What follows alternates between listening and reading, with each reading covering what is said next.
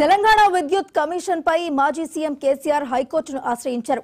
Justice Narasimha Reddy commission ను రద్దు చేయాలని రిట్ పిటిషన్ను దాఖలు చేశారు. కమిషన్ ఏర్పాటు సహజ న్యాయ సూత్రాలకు విరుద్ధంగా ఉందని కేసీఆర్ పిటిషన్లో పేర్కొన్నారు.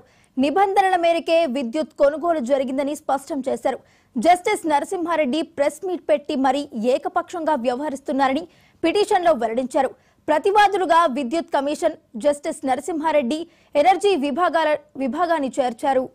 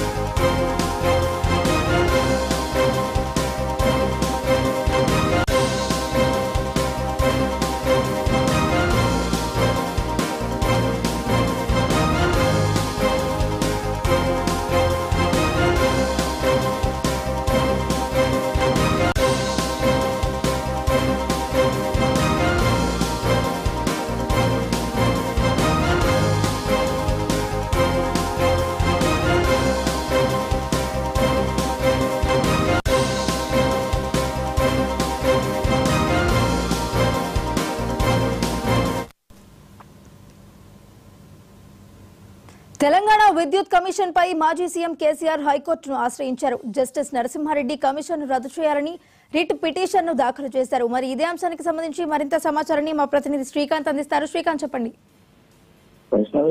విద్యుత్ కమిషన్ సంబంధించి మొదటి నుంచి మాజీ సీఎం కేసీఆర్ తప్పుపడుతూ వస్తున్నారు. ఎందుకంటే ఇటీవల జూన్ నెలకు సంబంధించి 11వ తారీఖు నాడు ప్రెస్ మీట్ పెట్టి ఏదైతే ఈ మాజీ సీఎం కేసీఆర్ కి సంబంధించి వివరాలు వెల్లడించారో దాన్ని పూర్తిగా తప్పు పడుతూ 14వ తేదీ నాడు సంబంధించి ఒక 12 పేజీల దీర్ఘ లేఖ రాయడం జరిగింది. కేసీఆర్ విద్యుత్ కమిషన్ కు సంబంధించి ఏదైతే ఛత్తీస్గఢ్ విద్యుత్ కొనుగోలు ఉన్నాయో, ఛత్తీస్గఢ్ విద్యుత్ కొనుగోలుతో పాటు భద్రాద్రి పవర్ ప్లాంట్ ఈ ఇష్యూస్ పైన ఆయన సుదీర్ఘ లేఖ రాయడం జరిగింది. అయితే కమిషన్ ఏకపక్షంగా వ్యవహరిస్తుందంటూ ఆయన స్పష్టం చేయడం జరిగింది.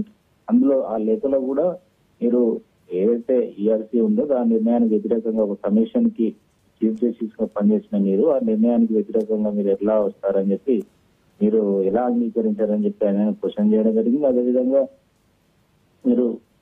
మీరే స్వచ్ఛందంగా ఈ బాధ్యతల నుండి తప్పుకోవాలని కూడా ఆయన లేఖలో పేర్కొన్నారు.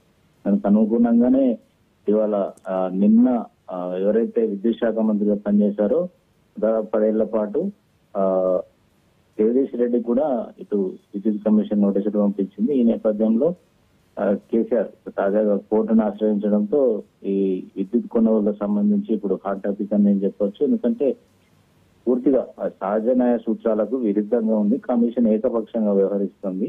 ప్రెస్ మీట్ పెట్టుకొని వివరాలు వెల్లడిస్తుంది. ఇది పూర్తి విరుద్ధం.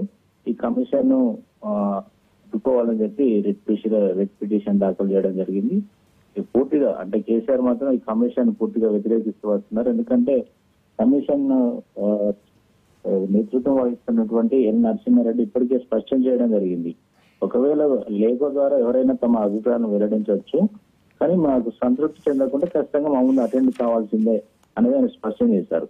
ఈ నేపథ్యంలోనే ఖచ్చితంగా కేసీఆర్ ను అటెండ్ కావాలని చెప్పి సూచించే అవకాశం ఉన్న నేపథ్యంలో కేసీఆర్ స్టెప్ తీసుకున్నట్టుగా ఆ పలువురు నిపుణులు చెప్తున్నటువంటి పరిస్థితి కనిపిస్తుంది. అయితే కేసీఆర్ ఏదైతే ప్రతివాదులుగా మాత్రం విద్యుత్ కమిషన్, నరసింహారెడ్డి ఎనర్జీ విభాగాన్ని ప్రతివాదులుగా పేర్కొన్నారు.